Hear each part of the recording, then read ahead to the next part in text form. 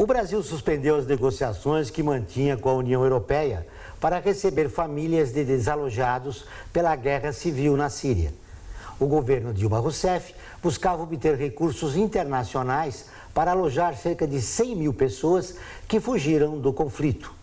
A Missão Paz recebe quase todos os dias imigrantes e refugiados vindos de diversas zonas de conflito e pobreza. Com essa decisão, o Brasil vai fechar as portas para os refugiados?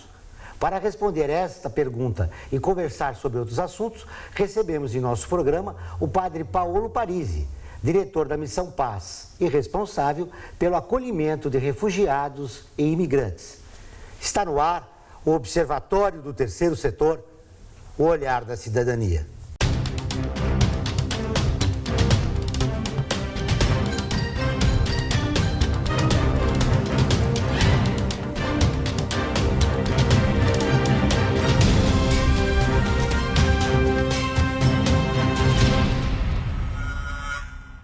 Tudo bem, padre Paolo? Tudo é um prazer bem. Recebê-lo. É ótimo estar aqui, acho que já é a terceira vez. É verdade, seja bem-vindo. Obrigado. Diante dessa situação, como fica a situação dos refugiados?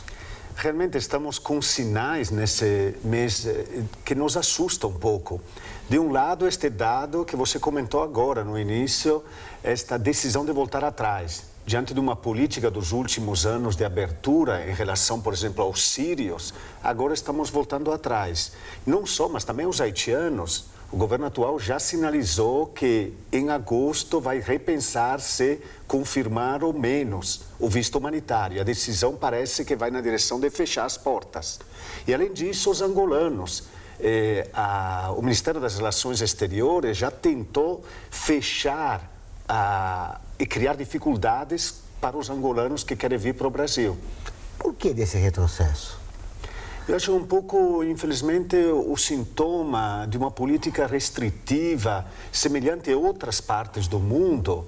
Parece que alguns ficam incomodados com os imigrantes, mas eu chamo a atenção que o Brasil está com poucos imigrantes.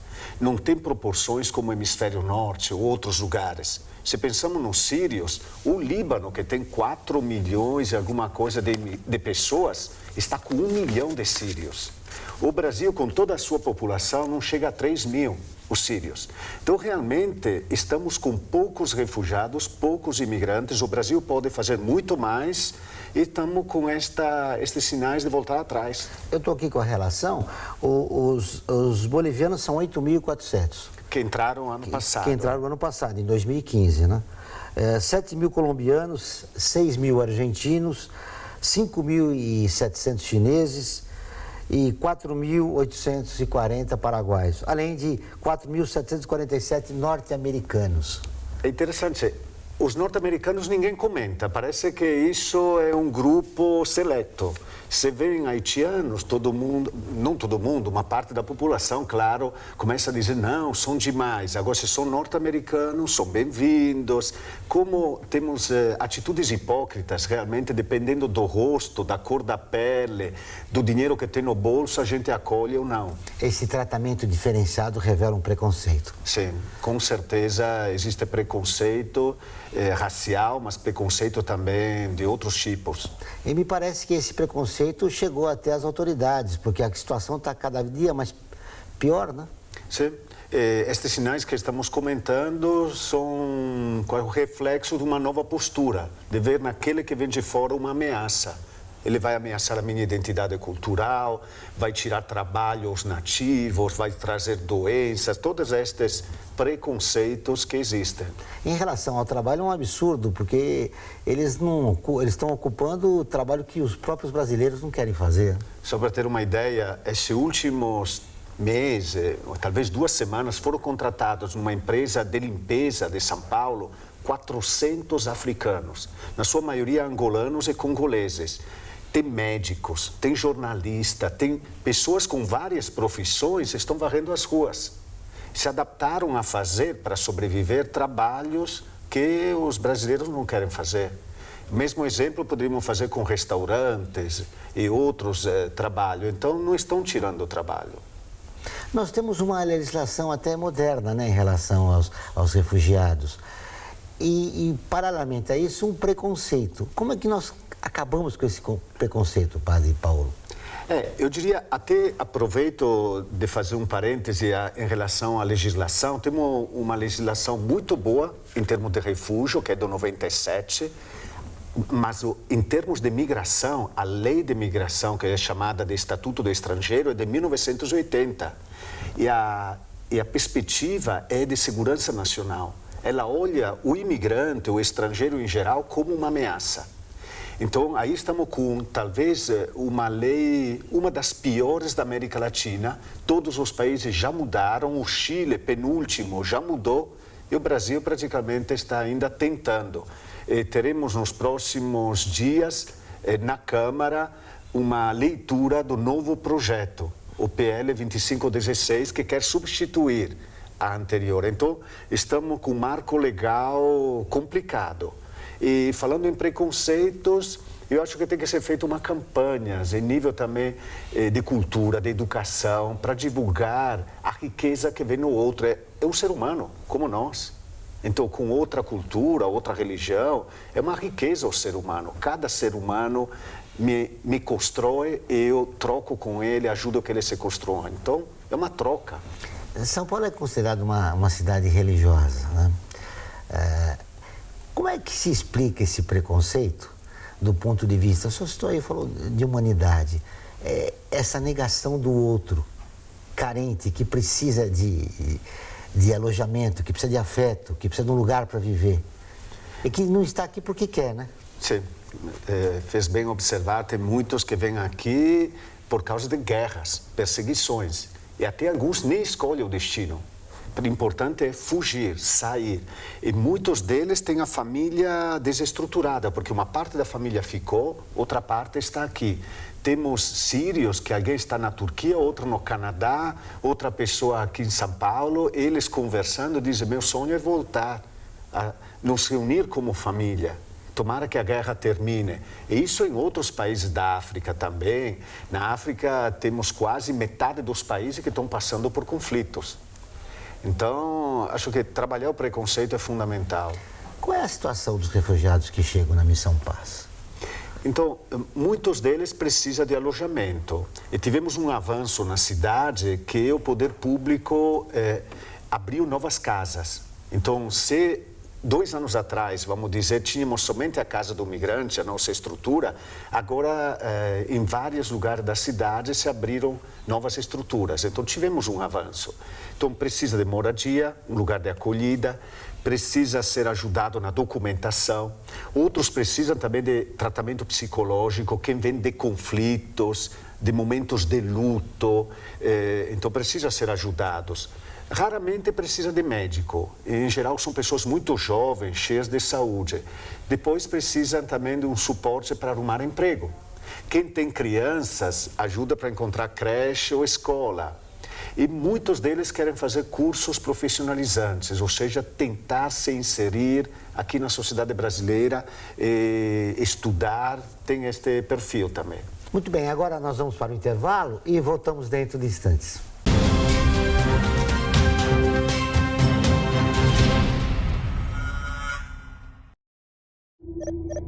Internacionalizar a economia afeta o seu emprego? Para onde vai o Brasil? Ter opinião sem análise é só repetição. Repetição, repetição, repetição, repetição, repetição, repetição, repetição. Informação é importante. Análise é fundamental. Le Monde Diplomatique Brasil. Independente e crítico.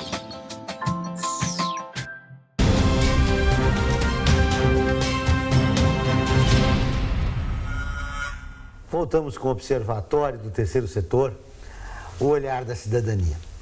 Padre Paulo, no bloco anterior, eu perguntava da situação dos refugiados na Missão Paz. E eu só falava aqui das carências, né? Eles precisam de tudo. Mas também há um grave problema, né? Eles também são vítimas dos chamados coiotes, né? Sim. Eu diria que tivemos uma melhoria, mas são vítimas, continuam. Ou seja, estas pessoas que se aproveitam para fazer dinheiro nas custas destas pessoas em situação de vulnerabilidade, imigrantes, refugiados. Eu diria que agora está acontecendo o processo contrário daquele que comentamos a outra vez, ou seja, outra vez eles estavam sendo explorados do Equador, Peru, entrando pelo Acre. Agora, esta rota não está mais funcionando na direção do Brasil, mas na direção dos Estados Unidos. Eles estão deixando, por exemplo, São Paulo, sobem por via terra, vão do Acre para o Peru, Peru, Equador, vão subindo Panamá até o México, entrando nos Estados Unidos. As pessoas que encontrei nesse momento, que tiveram um irmão, amigos, alguns conhecidos, que foram para lá em 2 meses e meio, alcançam os Estados Unidos. Chega a gastar $5.000 para entrar nos Estados Unidos. Nesse caso, é um trabalho conjunto de vários países, né, para evitar essa exploração. Se por isso, uma observação que a Missão Paz fez no ano passado ao Ministério da Justiça é que política migratória não é só política em âmbito nacional, mas tem que dialogar com os países vizinhos para poder dificultar ou acabar com estas rotas onde hajam os coiotes. A guerra na Síria continuam chegando desalojados? Diminuiu um pouco a chegada de sírios, mas fora da Síria se calcula quase 6 milhões. O grupo maior, 2,5 milhões na Turquia. Aqui no Brasil não chega a 3 mil. Eles estão um pouco se queixando, podemos dizer, os sírios, que não têm muito apoio. Eles comparam com a Alemanha, com outros lugares onde são ajudados a se inserir na sociedade. Aqui eles dizem, nos dão um visto, mas depois nos largam, que se virem, no fundo, eles costumam dizer. Então temos já sírios que deixaram o Brasil, que estão procurando outras regiões onde haja mais oportunidade. Essa ajuda humanitária que eles reclamam, realmente ela ainda existe? Tem áreas que está faltando muito. Eu diria a parte, por exemplo, de moradia. Quando eles saem dos abrigos, eles não têm o suporte, alguém que ajude a ser fiador, todos os mecanismos para poder alugar a sua casa, um apartamento. Depois, a validação de diplomas. Muitos deles têm diplomas e não conseguem validar. Outro problema é arrumar emprego. Então, eles são deixados, no fundo, eles têm que se virar, têm que arrumar emprego sozinhos e não está difícil. Quer dizer, está difícil. Hoje em dia não está fácil com a crise. Não está fácil, né? É um período muito complicado. Então, a aprendizagem do idioma, a inserção na cultura brasileira. Tivemos mulheres sírias que falaram a mulher na Síria é muito diferente que a mulher brasileira. Não somos educadas para entender este mundo diferente onde nós vivemos. Agora estamos no Ramadã. Para eles é completamente diferente viver o Ramadã, vamos dizer, em São Paulo, que o Ramadã na Síria. Ou seja, além da ajuda humanitária, desse choque cultural, né, que ele tinha no país e não tem aqui, como a missão faz para ajudar essas pessoas? No caso, por exemplo, das mulheres, essa adaptação cultural, como ela é feita? É possível a Missão Paz ter pessoas, ter uma equipe multidisciplinar contribuindo para que essas mulheres se integrem na sociedade brasileira? Então, a Missão Paz tem na quarta-feira à tarde toda uma atividade chamada intercultural, onde interculturalistas dão palestras sobre os grandes traços da cultura brasileira, que depois dá para falar ao plural, são culturas brasileiras realmente, para eles ser ajudado a se inserir. Além disso, temos parceria, por exemplo, com a Mesquita do Brasil. Então, trabalhamos junto. Ontem mesmo estava no momento de oração do Ramadã com o pessoal da Mesquita. Acho bonito também, igreja e Mesquita trabalhando junto. Então, a gente soma energias para ajudar os sírios, os árabes em geral, a se inserir no Brasil. E essa integração, que não é fácil, tem se conseguido? Eu diria, é sofrida, mas tem passos interessantes. Eu vejo brasileiros fazer amizade, ter trocas culturais, se reunir para comer na casa de um, na casa do outro. Então, vejo sinais de esperança, de cultura, de diálogo intercultural, vamos dizer. Dá para ver isso. Às vezes a gente fica assustado com aqueles sinais de xenofobia, mas eu diria que tem muitos sinais também bonitos de esperança, de pessoas que conseguem dialogar. Isso que eu queria explorar contigo, Padre Paulo. Nós somos considerados um país generoso. e depois daquela imagem daquela criança morta numa praia, persiste ainda essa ideia de que o refugiado, o desalojado que veio do exterior ainda é um inimigo que deve ser evitado, é uma pessoa, um ser humano que deve ser evitado, ou melhorou um pouco? Porque a comoção foi mundial, né? Vendo aquela criança morta. Sim, diria, infelizmente as emoções passam rápido. Então, às vezes, a pessoa se deixa levar para a emoção, tem um momento de abertura, depois passa, parece que passou a moda. Então, acho que necessitamos de campanhas contínuas para sensibilizar, não só algo pontual. Com certeza, tivemos sinais de abertura, de maneira especial entre os jovens. Eu acho que temos muito jovem que está com esta disposição de acolhida. Claro, às vezes, por exemplo, os árabes se queixam porque tem que ouvir as piadinhas. Ei, você tem uma bomba, ei, você... Então, todas estas piadinhas por causa do Estado Islâmico, de uma minoria. E outras nacionalidades, se um é nigeriano, dizem você está trazendo droga. Então, realmente, por culpa de algumas pessoas, há generalizações, eles sofrem isso. Aí aumenta o preconceito. Sim. Mas como você disse no bloco anterior, em relação aos norte-americanos, isso não existe. Não existe, são bem-vindos. Não tem preconceito, grandes barreiras, eles podem vir e vimos que é um número grande, quase 5.000 pessoas. Você destacou algo importante. Entre os jovens há uma abertura maior. As pessoas mais velhas têm uma tendência a serem mais preconceituosas? Eu diria, é natural, talvez. A pessoa, com o passar dos anos, não deveria ser, mas fica mais rígida quase. Não só fisicamente, mas também na abertura. Procura mais a segurança. Enquanto o desafio é continuar a ser uma pessoa... onde o outro é parte da família humana. Acho que este é o grande desafio. É não se fechar, se trancar. É o que está acontecendo agora na Inglaterra, né? Os mais velhos decidiram tirar a Inglaterra da União Europeia. E os jovens... estão sofrendo consequências, né? Eu vi isso onde nasci, na Itália.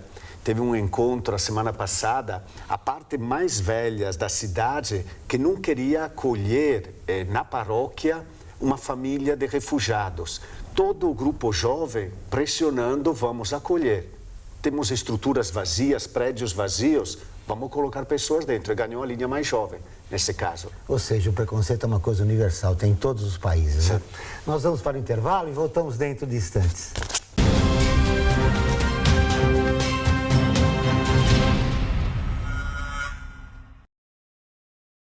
A FUNASP colabora com a USP nas relações entre fundações por meio de fóruns, simpósios, seminários, pesquisas e intercâmbio de informações, além do seu investimento na área social.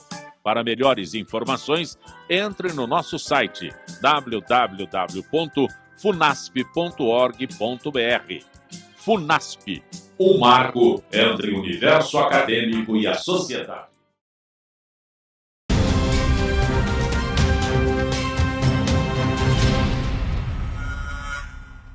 Voltamos com o Observatório do Terceiro Setor, o olhar da cidadania.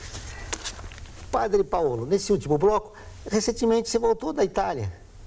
E, em vez das férias, você foi trabalhar um pouco, abriu uma casa de refugiados lá em Roma. Como é que é essa história? Em Roma fui convidado para dar um curso. Dei um curso numa universidade chamada Urbaniana, um curso novo chamado Rumo a uma Teologia das Migrações. Como olhar a Deus a partir das migrações e vice-versa, olhar as migrações com o olhar de Deus. E nesse contexto, os colegas, os outros padres de Roma, estavam abrindo uma casa lá em Roma, na Via Casilina, e uma casa de acolhida para refugiados. O nosso grupo de padres está em 34 países do mundo. E temos casas de acolhida, várias estruturas. Então, abrimos uma que faltava em Roma. Então foi algo inédito e o Papa entrou em contato com um colega, ligou e falou, vocês precisam de ajuda? E ofereceu um dinheiro para poder abrir a casa. Olha que interessante. E o olhar de Deus está acima dos territórios, né? Sim, porque o mundo é uma grande família. As fronteiras foram colocadas pelos seres humanos. Não existiam na origem fronteiras, então podemos dizer, temos que olhar o mundo desta forma, tentar eliminar estas divisões artificiais que foram feitas. Você falou no Papa Francisco, ele está transformando a igreja. Eu quero que você repercuta comigo algumas frases do Papa Francisco. Ele disse: o mundo no qual as mulheres são marginalizadas é um mundo estéril. Diria, seja na igreja, seja no mundo em geral, que a igreja é parte do mundo. Acho que a humanidade, em alguns contextos de maneira especial, a mulher é sempre marginalizada. Acho importante, um desafio incluí-la, inclusive na igreja. E o Papa está fazendo isso, está surpreendendo, porque ele fala, mulher não é só para limpar a igreja, mulher não é só para fazer algumas pequenas funções, as mulheres têm que entrar nos órgãos de decisão da igreja. São frases muito fortes que estão dando uma arejada realmente à igreja. E a mulher refugiada é 2 vezes marginalizada, né? Sim. Por ser mulher e por ser refugiada, né? Realmente, então, acho esta possibilidade de incluir, como a gente inclui os imigrantes, os refugiados, e nos dá um novo olhar, também dentro do mundo e da igreja, a mulher dá uma grande contribuição, uma outra perspectiva. Nós homens temos um olhar, a mulher tem outro, isso é riqueza. Uma outra frase do Papa Francisco: justiça social não é invenção comunista. Ele foi, às vezes, taxado, acusado de ser comunista por essa preocupação com o social. Acho, eu diria, Jesus nasce com esta preocupação. Então temos que dizer que Jesus foi um comunista?